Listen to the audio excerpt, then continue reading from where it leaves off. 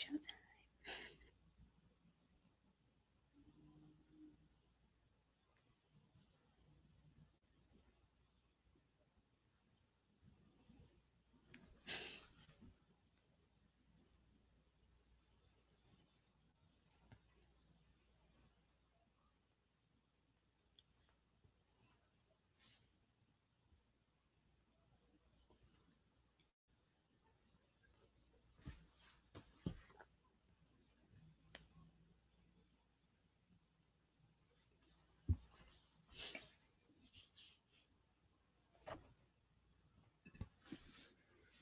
Hello, everybody. Hi. Welcome to the first Lovestream. This is our premiere episode, and I was just thinking that we need to have some intro music coming in for next time. So thank you all for joining us. We're going to maybe just give it a few seconds to let people log in. We've got a couple of people watching already, so... if you're watching and you want to leave a comment or ask a question, please do that on Facebook or YouTube, and we should get your comments. And, we'll do our best to answer any questions or, appreciate your comments. Should we talk a little bit about why we decided to do the Lovestream? Yeah. All right, cool. So as many of you have probably seen, we were recently on the Today Show on NBC, and they had us on talking about psychedelic use and parenting, as well as relationship therapy. So the video went viral, and we had such an amazing response to it that we decided, hey, we should kind of do this more often. We should do a stream and bring you guys, the community, into the conversation so it could be more interactive. Obviously with the Today Show, they kind of rushed us on and rushed us off. They told our story in 6 minutes, which is it's not anything close to 6 minutes. So we thought this was a great opportunity, seeing people's response and how they were sharing their stories. We thought it was a great idea to have this sort of become a type of community therapy where we share our ideas. I mean, we by no means consider ourselves experts in the field. We don't have degrees or titles that come along with this, but we have been in a relationship for quite a while, and we've probably made every single mistake in a relationship that you could possibly make. Most of them. At least I have. And I have as well. So we figured it would be a good idea to share some of our experiences, be a little bit vulnerable, and hoping that others might be interested in joining the conversation. Sometimes when you're going through a difficult situation in a relationship, it feels really lonely. Like you're afraid to tell your friends about it. Sometimes your friends, the first thing they're going to tell you is just run the other way. Or, they're going to give you one-sided information to perhaps boost you up and make you feel better. The idea of this is to open up the conversation, be vulnerable, say, hey, we've made mistakes too. Relationships are not at all easy. And as much as we love each other and are in a place of, in a great place right now, we still have struggles. And I think it's great to open up this platform so that we can all share our tips and ideas and our experiences together. Yeah, and I don't want anybody to think that the series or the show is going to be only about psychedelic use. It's not. That's just one healing modality that we've used, and it's kind of the one that I guess launched the idea for the stream. So we're probably going to be covering that this episode. I mean, we're going to introduce ourselves and tell you a little bit more about our story and how we came to use several different modalities, not just psychedelics. So yeah, I mean, why don't we do that? Do you want to just kind of share a little bit about yourself first? How we started on the path? Well, I'm Danny Panzella, for those of you who don't know me. And I've been an activist for about 10 years. In 2009 or 2008, late 2008, early 2009, George W. Bush got on TV and said, we need to suspend capitalism to save it. And I was like, that doesn't sound right. And so I started doing research on economics, and I came across Ron Paul and the Fed movement. I got involved with that, which brought me into libertarianism, and then which evolved into anarchy. And now I see myself as more of a spiritual anarchist or a holistic anarchist, basically taking the principles of sovereignty, which is one of the things that we are going to be discussing a lot on the show, and applying the principle of sovereignty to every area of your life, including spirituality and relationships and community, how you relate to community. So we also run a blog called sovereigninthecity.com, and this is kind of a sub, project of that. So if you want to check out sovereigninthecity.com, we've got lots of articles up there already. There's articles about using psychedelics. There's articles about lots of different topics, how to get off the grid with your money, and all kinds of things like that.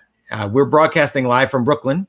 So you're going to hear a lot of traffic noises, and especially with the pandemic, there's a lot of ambulances going by. So you may hear some of that. Excuse those interruptions. But yeah, that's basically my introduction. You want to? Yeah. Well, a little bit about me. I come from a very open-minded family. We've always kind of politics and the way of the world has been a topic of conversation in our home. So when Danny and I met, and that's a funny story, which I'm going to share also. Danny and I met back in 2009. I was invited to a Halloween party by a mutual friend, and it turns out that this friend was Danny's coworker. And Danny happened to be at this event handing out DVDs about 9/11 Truth. And he came up to me and handed me this DVD and said, "Hey, did you know 9/11 was an inside job?" And I think that at that point, when I said yes, fireworks kind of went off for both of us. And it was like, oh my God. I think that was the first time I wasn't ever met with a nasty look for saying that. And I was kind of surprised. I didn't realize there was a movement of 9/11 Truth. I didn't know there was even such a thing as truthers. I just knew what I knew. And we kind of went on a couple of dates at the time and realized we had so much in common.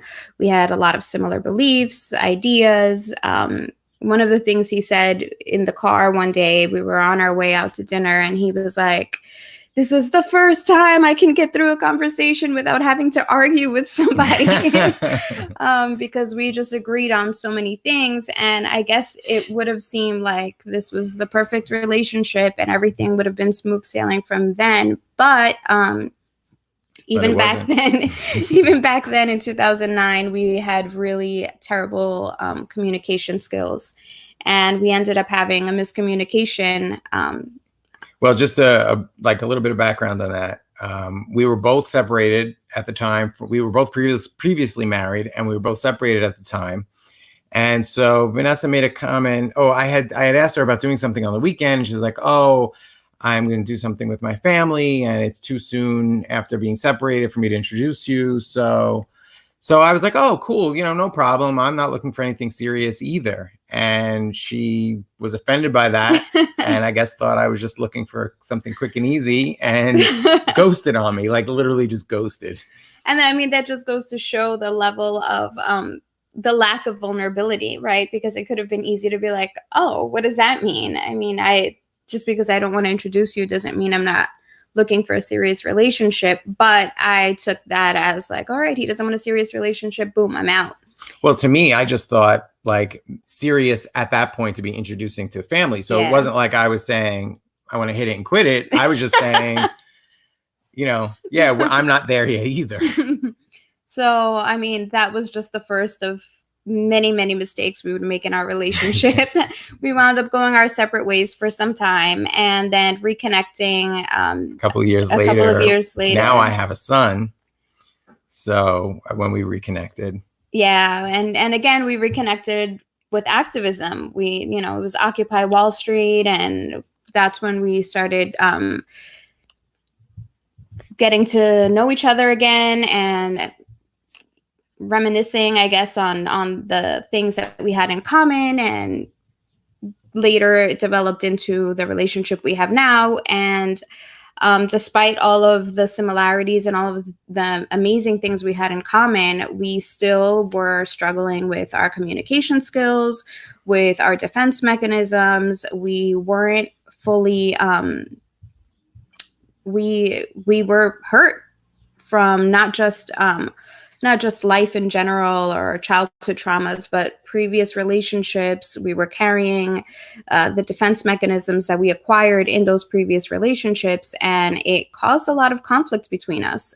So that's kind of where we started off on this path of healing a few years ago, when things just, we had to get to a point where we hit rock bottom. Yeah, for sure. I think a lot of our personality differences, our communication styles are very different. Definitely caused a lot of conflict. I know my childhood traumas really played a huge role. I had found it very hard to empathize with other people, and this is something that we run across a lot especially in the libertarian or activist circles, right? Everybody thinks they have the answer. And we tend to beat each other over the heads with the answer. 9/11 was an inside job, or anarchy is the way. No, we have to vote them out. Everybody thinks that their kind of point of view is the right point of view. And I was no different. And what it tends to do is like boost up our egos or inflate our egos. And then we kind of feel superior to everybody else. And then we're dismissive of other people's feelings. And, there's that old saying that people don't care what you know until they know that you care. And I think that really is so true. Because now that I've learned empathy, and we'll get into later about how psychedelics help teach me that, it is a lot easier for me to kind of empathize with the feelings Vanessa is having, even if I do have a legitimate solution to whatever challenge she's facing. If I don't empathize first and help her to feel connected to me, feel that I care, she's not going to be open to hearing the solutions. And I think this can be applied to the activism community as well. People don't want to hear your solutions if they don't feel connected. They have to trust you. And I think trust comes through rapport, and rapport comes through empathy. So these are like the life lessons that we learned in our relationship apply to all relationships, I think. Absolutely.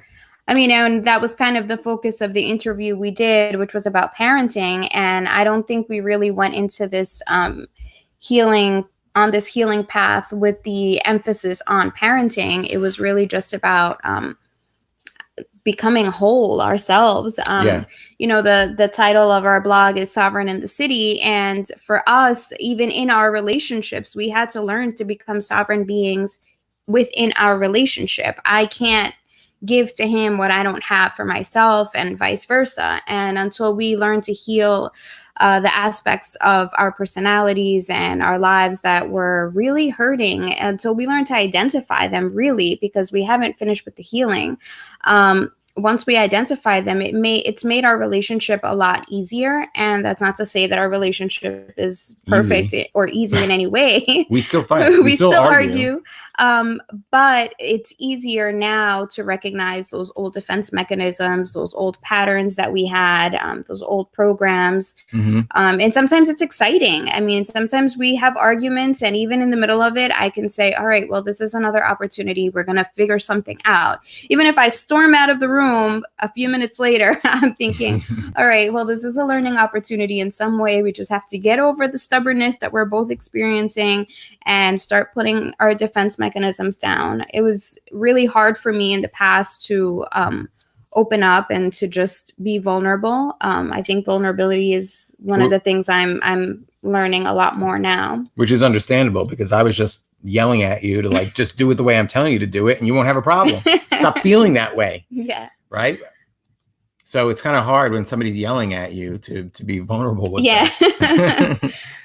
Which is unfortunately, was part of my communication style that I've had to try to change. And, like I said, in part that came from, being a celebritarian and thinking you have all the answers. And I did not have all the answers. I may have had some facts, but I didn't really have the answers because I didn't understand that love was really the way to heal it all. Definitely. Right. Yeah. And I mean, we struggled through therapy together, through reading books together, and everything that all of the healing modalities that we put into practice, I mean, gave us one tiny piece of the puzzle at a time. And in the beginning, it seemed like we were just inching to our destination. But even now, I mean, we're still like catching some of those defense mechanisms, and it's like, oh, there's one that I missed and I haven't quite gotten rid of yet. But it's part of the work. Absolutely. I think we'll be doing that for the rest of our lives. Definitely. One of the things that I said on the Today Show that seemed to resonate with a lot of people is that we go through life and we have traumas from our childhood. You know, our parents weren't perfect, and my parents certainly weren't perfect. And, you know, I do have some traumas from when I was a child, and feelings of not being loved enough. And whether in reality my parents loved me or not is kind of irrelevant. It was my view from my perspective. For instance, there were times in my life that I felt like my mother was not attentive to me, and it felt like, to me, having kids was an annoyance. Now, my dad says that that's not true. So maybe it wasn't. Maybe it was just I misunderstood my mother's behaviors. But I felt that way. And so I grew up feeling like, oh my God, like I'm not worthy of having my mother's love. And that caused some really deep-rooted issues that made it very difficult for me to relate to women in general, at least in a healthy way. It certainly caused a lot of issues in our relationship and in my previous marriage. And so coming to terms with that was huge. So, I'm kind of digressing here. My point was that we walk through life and we get all these traumas and our egos, which ego is not always a bad thing. It's just when it's out of balance, right? So our egos throw up these defense mechanisms, and what those end up doing is make it more difficult for us to experience unconditional love. So you have all these blocks in front of you. You know, my mom didn't love me enough. Block. I'm gonna close off my need for that love or I'm gonna overreact and beg people for attention or beg people for love, or base my self-worth, which is what I did. Base my self-worth on what other people thought of me, and the more popular I was, the more valuable I was. So we throw up all these defense mechanisms. What psychedelics really did for me was turn down the volume on the ego. Be quiet for a little while, little boy. And when your defense mechanisms are shut down, you can be vulnerable, and you can express yourself honestly and authentically, and you can receive love authentically. When somebody's communicating with you, you're more open to hear them because you're not blocking what they're saying in a defensive way, right? Like, you know, or you're not filtering it through this story that you've told yourself, right? I mean, one of the examples you've given before is I tend to like need alone time a lot. I like to be by myself, and whether I'm meditating, reading, or even just watching TV, so I just enjoy my alone time. And for Danny, that meant a rejection. And so even though I wasn't mad at him, even though I was, you know, just coming home from work exhausted and needing my space for a little while, Danny would take that as a rejection. Why do you hate me? Why do you not want to be around me? And it was really hard to even tackle that, because I didn't know where he was coming from with that. To me, I was like, this guy's just so needy. Why does he need me to be around him all the time? And why can't I have my alone time? Why can't you give me what I need? And here we were, just defense mechanism against defense mechanism. And when you think about it, it wasn't even really us arguing. It was just our egos arguing with each other, our defense mechanisms, our stories, our agreements arguing against each other, and escalating the problem to a point where we were screaming at each other. We weren't listening to each other anymore. It got really bad. Yeah. And some of our very friends toxic. and some of our friends have experienced that. I mean, we would have friends over and they would get to hear some of those screaming matches, and it was difficult, and I think at times probably confusing for some people, because sometimes it seems like our arguments escalated out of nowhere. And the truth is that's what it seemed like. Like, it was coming out of nowhere because neither one of us really wanted to hurt each other, but our defense mechanisms were very toxic. And one of the things that it took me a while to realize was this defense mechanism is supposed to protect me from getting hurt, but it's not, because I'm still hurt right now. I'm not being vulnerable. I can't express how much I love you.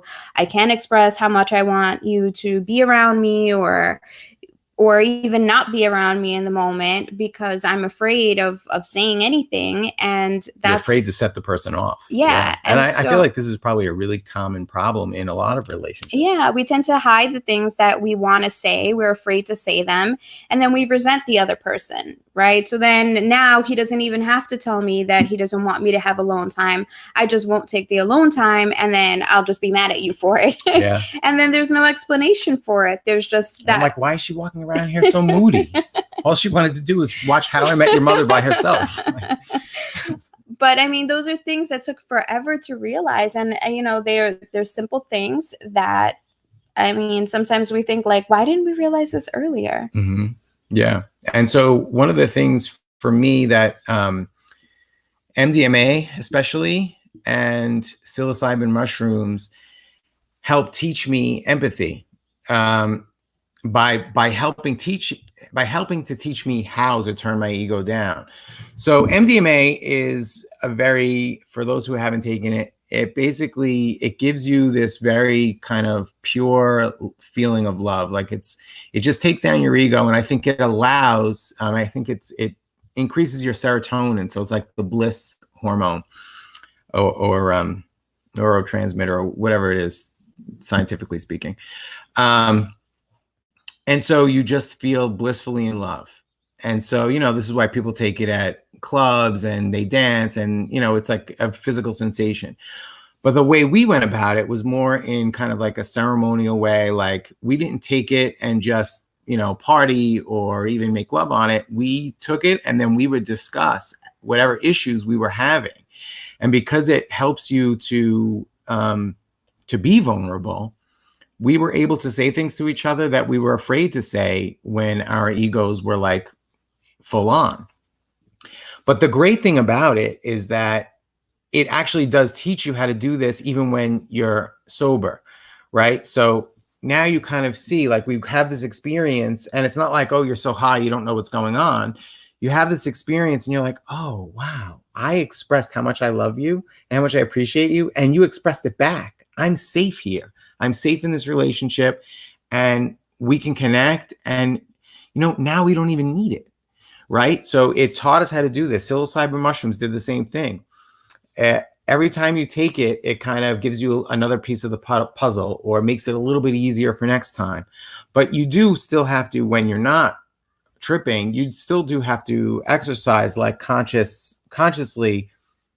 I have to empathize with her. And there are times that I fail. I mean, like the other day, we were having a conversation. I failed to empathize, and I just got really annoyed. And, we stopped talking to each other for like 10, 15 minutes. Previously, that would have lasted days, where we would have just shut each other out and ignored each other, except for, what do you want for dinner? Now those periods are less and less. They're shorter, and we recover from them much more quickly. Like, after a few minutes, it's like, what are we doing? Let it go. And we can let go of the anger, and then just, talk about whatever the problem is with compassion. Yeah, I think,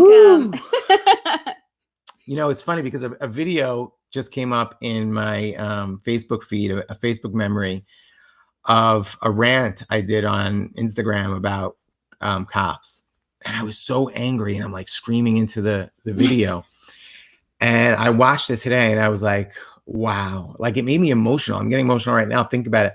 I was so filled with anger. But what is that anger really? Anger is just fear that has metastasized, and it just gets out of control and becomes anger. And I'm free of that now. I feel so much lighter now.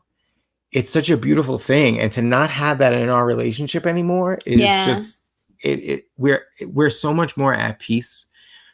And, I don't want anybody to think that I'm saying, go do mushrooms and your life's going to be perfect. I mean, I think we're being pretty clear about that. It's not. No. It's a lot of hard work. And look, we learned a lot of techniques from like nonviolent communication from Marshall Rosenberg. Great book, amazing book that Adam Kokesh actually recommended to me a couple of years ago. Getting the Love You Want by Harville Hendrix. Another amazing book, which basically takes the concepts of nonviolent communication and applies them directly to love relationships. So it helps put it into a little bit more practical exercises that you can do with each other to kind of help get you to a place where you can empathize with each other.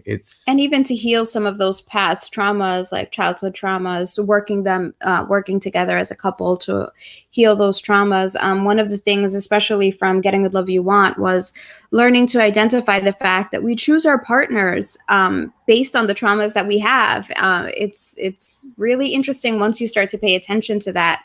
That you are basically trying to relive the trauma that you experienced with your parents or a family member or whatever trauma it is that you're carrying. You're basically trying to relive that with your partner and hoping that your partner heals it and reacts in a different way. Right, that you could fix it this time. Yeah, and we do it subconsciously, so there's no way that it's not like we're looking at a partner and say, oh, this reminds me of my mom. let me go out with this guy and maybe he'll heal that thing for me. No, it's very subconscious and we don't realize it. I think that was one of the biggest eye-openers for us, was recognizing that we were really trying to just heal those past traumas, those past insecurities with each other, but without telling each other. So it's almost like you're testing your partner and they're failing and they have no idea how they're failing, why they're failing. And you're not telling them and you're not failing. Telling them anything. You're just getting mad at it just escalates and then you're triggering their traumas and really the other night we had an experience also where we kind of triggered each other, and I called it a trigger fest. I was like, oh, we had a trigger fest. Because we can recognize it now and it's a lot easier to deal with it that way. And, going back to what you were saying earlier about seeing this video of yourself and recognizing how angry you were, I had a moment like that recently this week too, where I had this particular insecurity and anxiety. And I was like, oh my God, I used to live this way. I used to live like this 24/7 with this anxiety, with this fear, with this insecurity. And how could I possibly have been loving or affectionate when I was carrying around so much insecurity and anxiety? So you tried hard. I did. You did try hard. I mean, that's the one thing that we can say is that despite all of the conflicts, we loved each other enough to keep going and to keep trying. I mean, we came close to giving up many times, I would say. Yeah. But we always stuck it through, and we were always willing to keep trying to implement something new. And, I think that's important. I mean, even for, we went to couples therapy for a while and we struggled a lot in couples therapy because we couldn't get past our own egos. And we would struggle through a whole session in therapy and then drive home like 45 minutes and just continue the conversation, because just as we were leaving our therapy session is when the walls would maybe... You just started to break through. Yeah, we could punch a little hole through the wall and then start to really communicate a little bit more honestly. And that was a struggle in and of itself. And then by then it's just the two of you. There's no therapist there to give another opinion.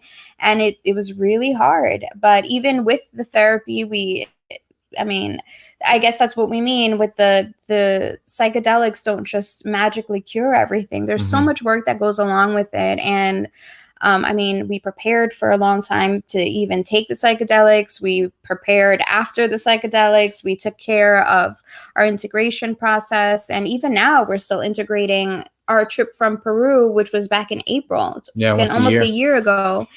And it feels like there's still so much to unpack from that trip and so much to unpack from the lessons we received. We're still figuring it out. in hindsight. I think that's an important point to bring up. We both come from very conservative backgrounds, so neither one of us got into using these plants lightly. I grew up very anti-drug. I mean, there's people in the activist community that can tell you that will remember when I used to get angry when they would smoke weed around me. I mean, I had no problem getting drunk, but if you smoked weed around me, it used to trigger me. Like, I would get crazy. Like, what? You guys are useless. You're just stoned out of your minds and we can't get anything done. You know, we're trying to save the world here. And I would get so angry. And somehow in my mind, I couldn't see that the anger was just as unproductive as just laying around being stoned. But a lot of research went into, before we took any of these plant medicines. You know, a lot of you probably know that I'm working on a documentary about cannabis and cancer because I lost my mom to breast cancer. And while she was sick, I started doing research because the chemo wasn't helping her. And so I looked into holistic medicine and I stumbled across information about cannabis curing cancer, a study that was done in Spain in the 90s. And I had never, ever heard of that before, that they were injecting tumors with THC and having an amazing cure rate. So this blew my mind. I thought cannabis, medical marijuana, was just like kind of an alternative to a painkiller, like alternatives to opiates. And okay, so cool, but it's, you know, not some kind of, I don't know. I just didn't think there was any big deal about medical marijuana. I probably had a similar view to Bloomberg, who famously said that medical marijuana is a scam for people who just want to get high. I did kind of come from that perspective. And it wasn't until after I started shooting the documentary that I tried cannabis for the first time. And, you know, there is tons and tons and tons of research out there. The corporate media, the mainstream media, barely scratches the surface of this stuff. You really have to seek out this information if you want it. And it is out there and it's available and it's powerful. Since Colorado legalized, like about 5 or 6 years ago, the research has gone through the roof now because it's a lot more permissible. I mean, there's still the federal ban. So, I mean, that still does limit a lot of the stuff. We can't have a lot of the clinical trials that we really would like to have. But it's getting better and hopefully, you know, in the future. So I guess I would say that to anybody who feels like they're against drugs, I would say these are plants that God gave us, and they're not to be abused. I also don't believe in recreational use of them. Although I would say that even some use that's considered recreational is medicinal no matter what. All plant use is medicinal, but I definitely can see that you can become dependent on emotionally, at least. Cannabis isn't physically addictive, and a lot of these are not physically addictive, but I definitely think people can be emotionally dependent on them. And we really don't use psychedelics that much anymore, that often, because we don't want to be dependent on them to solve our problems. I mean, but now we've learned the tools. And like I said, that the psychedelics kind of grease the wheels a little bit to help get us over that hump where now we have the tools and we can work things out. Like if we have a fight, we don't have to, you know, get high to work it out anymore, right? But that's just my little, you know, caveat there for those who are more conservative. And I would ask, if you are kind of having those reactions, do the research, because the research is there. There is legitimate science being done that proves that these compounds are effective. And honestly, it's funny because they're proving what shamans and indigenous cultures have known for thousands of years and have been practicing for thousands of years. And now the science is finally catching up and proving it all right. It's really amazing. Yeah. I mean, we were having this conversation earlier about how indigenous cultures have been using psychedelics, and they use them in community settings and tribal settings. They have ceremonies, the children are involved, the elders are involved. And I think that one of the issues that we have as a society is that we don't have that sense of community that much anymore. We're not necessarily close to our elders anymore, or most people aren't. But I think it's important to include your elders. We carry so much generational trauma as well. There's so many things that we don't even realize we're carrying, or so many habits that we have that we don't fully understand why we have certain defense mechanisms. I mean, I personally feel I feel like my parents were excellent parents. I had a great relationship with my parents. I continue to have a great relationship with my parents, but that doesn't mean that I'm not carrying childhood traumas from just basic, small mistakes. I mean, and kind of understanding this from that perspective has given us has removed this burden of feeling like we have to be absolutely perfect parents. Oh, yeah. And that kind of relieves the pressure a little bit to know, like, I have fantastic parents. I love them. I have a great relationship with them, but they made mistakes too. And I think that that was part of my development. It was part of my path, and I've accepted it that way. And that kind of has helped us with our parenting, because I did carry a lot of this pressure. I mean, I'm a stepmom, and so there's this pressure of like, oh, not being the evil stepmom. And so I had felt like I had to pull back and not say anything and not do anything. And, there were things that I felt I should step in, but then I was like, if I step in, I'm the bad guy, and I can't be the bad guy because I'm the stepmom. And there was so much pressure to live up to this standard. And I think that through our healing work, we've been able to relieve some of that pressure. Absolutely. Yeah. For me, this is a story when NBC was interviewing us. They interviewed us for like an hour and a half, 2 hours. They shot video, and they cut it down to like 6 minutes. So a lot of it didn't make it in. One of the stories I told was when I was a kid, me and my dad built a go-kart, and we took it to the park and rode it, and I was going down a steep hill, and it flipped over, and my arms got all scraped up, and I was crying. And I guess I probably was 12 or 13. So my dad told me to stop being such a wimp. So now I have my son, and he skins his knee or he falls, or I would overreact, and because I was not going to be insensitive like my dad was. And so I would overreact and make it like it was the end of the world. Oh my God, are you okay? Don't worry, we'll take care of this. But, like I would just have a totally overblown reaction. And, Vanessa noticed it before I did that, Xander would kind of play into that. Then he learned to like milk it. So part of being able to empathize is being balanced, right? And it's also kind of setting boundaries. So I was able to kind of see, oh, whatever traumas my dad had made him not be able to face his pain or fear over seeing me in pain. And he reacted in kind of a silly way. And then I overreacted to his silly comment. And then as a result of that overreaction, I overreacted every time my son would skin his knee. So I was able to kind of observe that, take a step back, and take down all the defense mechanisms and see it for what it was, and now I don't have to overreact. I can be compassionate. Yeah, I know you skinned your knee. It's going to sting for a few minutes. Don't worry about it. Let's put some apple cider vinegar on it. You'll be fine. I can have a much more balanced, and like, there's not all this pressure. I have to be the perfect parent. I can't be like my dad. I can't be like my mom, who I felt like didn't love me enough. I have to smother him with love. I don't have to parent in reaction to my parents anymore. I'm free to be myself and parent the way my true self feels like, not like all my defense mechanisms feel like they should parent. And parent in a way that he needs to be parented as well. Yeah. Because even kids from the same family or household are going to react differently. And, it was interesting that that experience, because there were times where you weren't around and he didn't have the same reactions when he fell. So here he would be skinning his knee with her, and he just get up and walk like nothing happened. He's trying to manipulate me.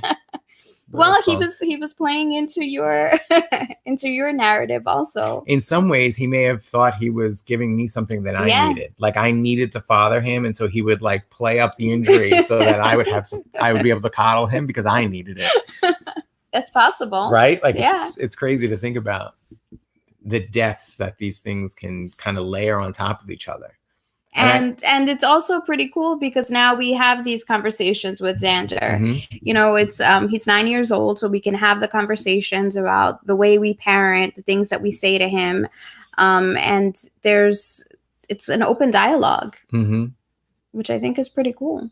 Yeah, it is. It's amazing how intelligent kids are and emotionally intelligent they are if we allow them to be. If we don't treat them like they're infants, until they're 15 years old, they actually can act like adults. I mean, he's a very mature 9-year-old. And listen, he likes to play video games and we play video games and he will talk trash. So he's a kid. He acts like a kid. But at the same time, he has an emotional maturity that I think I've seen other kids maybe don't have because their parents kind of were parenting the way I was, and Xander could have been like that. And then, what kind of adult? He would have been a traumatized adult because of me over loving him. Maybe he would have been kind of aloof as an adult if I were to continue to smother him. Right now, he's like, all right, that's too much. And just give me a little bit of affection and that's enough. Yeah. Right. So, and I don't think it was even over loving. It was like overreacting to certain things. And I don't think there's such a thing as over loving somebody. But it was right. Yeah, I meant being smothering. It was that overreaction to every little fall, and there were many times where he fell, and he would just kind of look back to see what you were going to do, and if you jumped out and ran to get him, he would then continue with the drama, and then if you didn't, it would be like, all right, yeah, I'm fine. Yep. So those are just some of the things that we've been learning on our journey, on our path to wherever it is we're going at this point. We're kind of winging it. But yeah, we're excited. We're excited to share more of our story, to share some of the things that we've learned, some of the tools that we've used and have incorporated on this path of healing. Yeah, we're going to also be inviting guests on. Some of the upcoming guests that we'd like to have is the NBC also interviewed a psychotherapist about using psychedelics in therapy practice. So we're going to have her on to talk a little bit more about the science.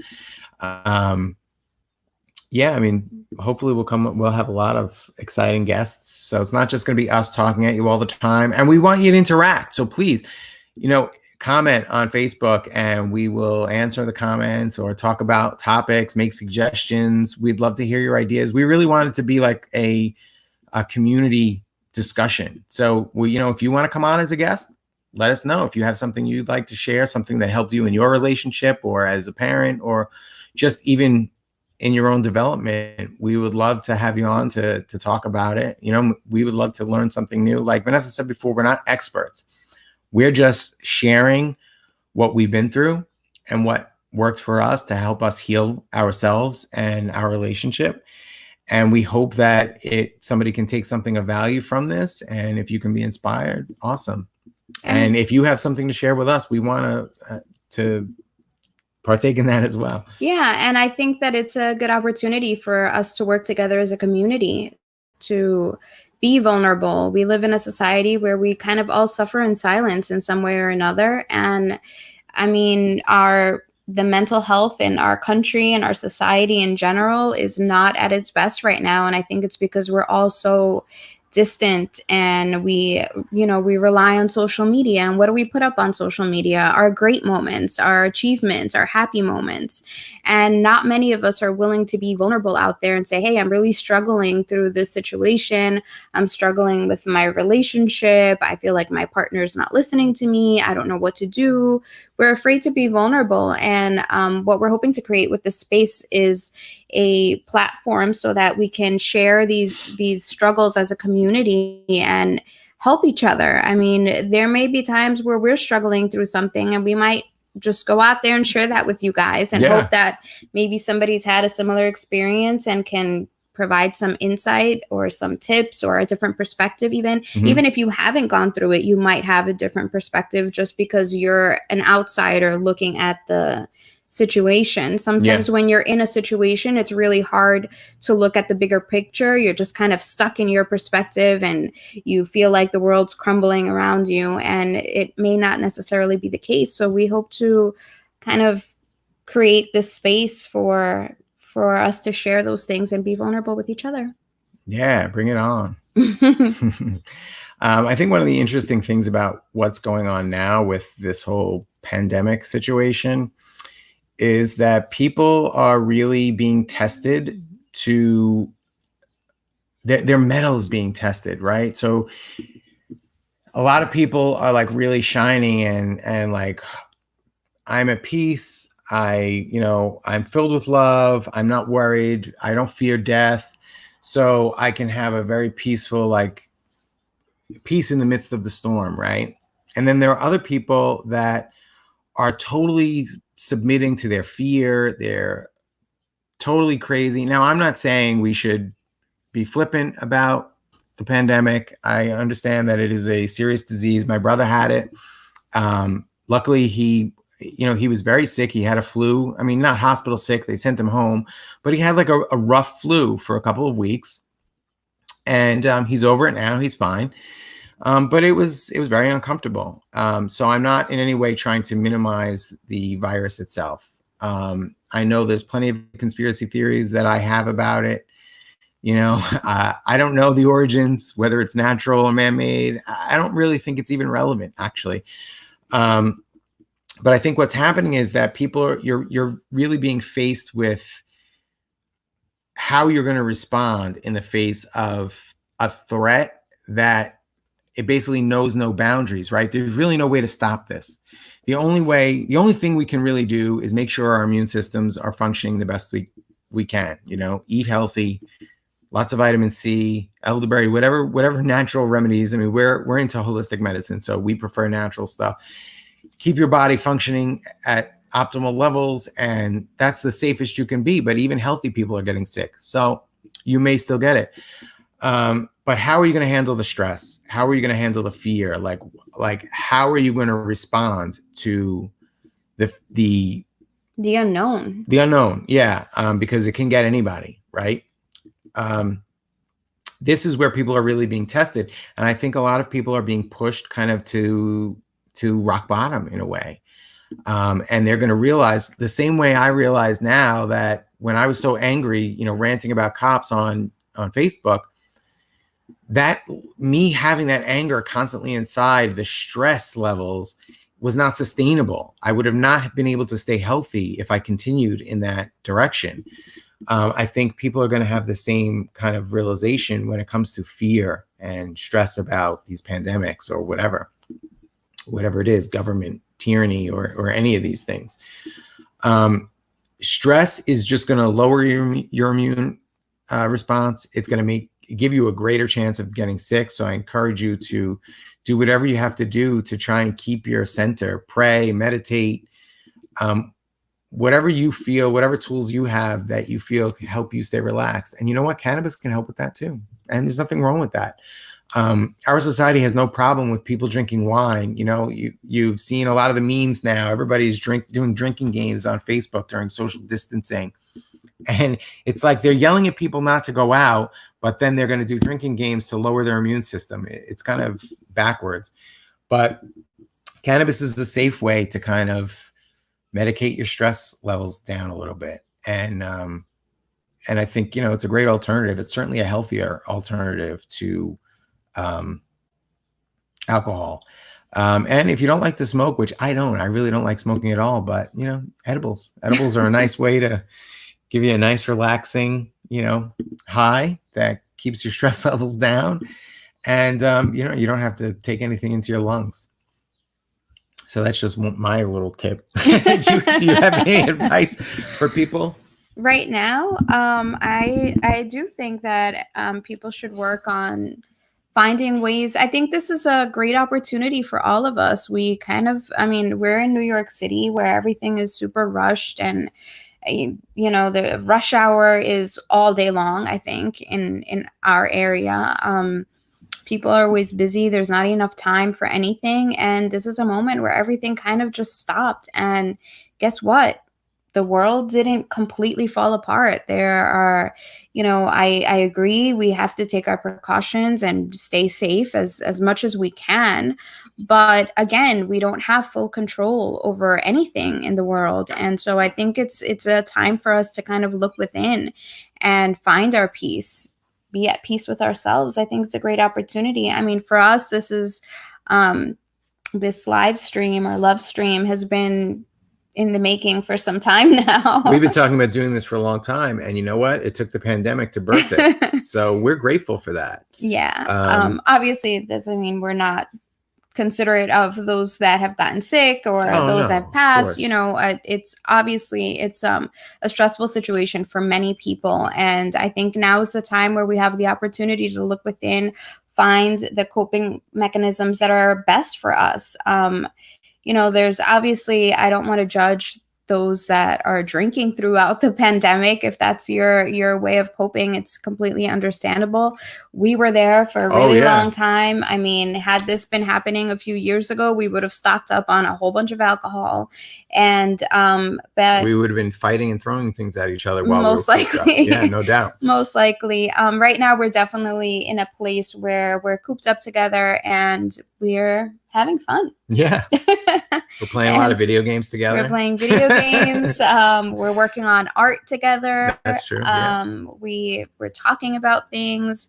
We're creating this love stream. Mm-hmm. And so it's exciting. I think that it's exciting to be in this chapter of our lives. That's another great point. Another way to deal with the stress of the pandemic is get creative. I mean, we just collaborated. We illustrated and painted an album cover for our friend's new song release.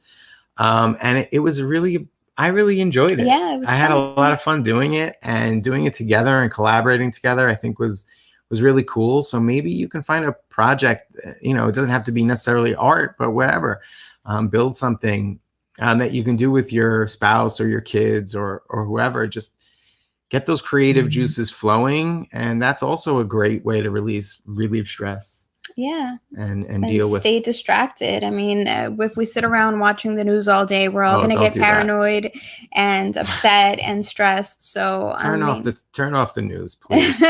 Watch something good on Netflix. Don't but don't sit around watching the news all day. Don't listen to Bill Gates. Don't listen to the news. Or reconnect with old friends. I mean, this is the perfect time to reconnect with somebody to, heal some relationships. Anything. Right? Yeah. Yeah. It's all good stuff. All right. Well, I think that's all for today. Are we coming to a close? Yeah. All right. Thank you so much for watching. Follow us on our social media. You don't have to social distance on social media. So follow us on our social media. These are our Facebook page, Instagram, Twitter, and YouTube. Yep. So follow us there, and we're going to be posting more content. And now that we're stuck home all the time, we'll be able to create more content. We're going to be doing the love stream rather every Sunday at 2 p.m. Eastern time. So we would love for you to join us. If you have any comments, questions, feedback, we would love to hear it. So please definitely leave us comments, send us an email, sovereignintthecity@gmail.com. Get in touch with us on any of the social media. We would love to hear your ideas, what you would want to see, if you want to come on. Yeah. Good questions. Yeah. Topics you'd like to see us cover. Yeah. So thank you so much for joining us. We hope that you guys got some value out of this, and we're looking forward. Or at least some entertainment. I don't know how entertaining our trauma is, but thank you. Have a great day and enjoy the rest of your weekend.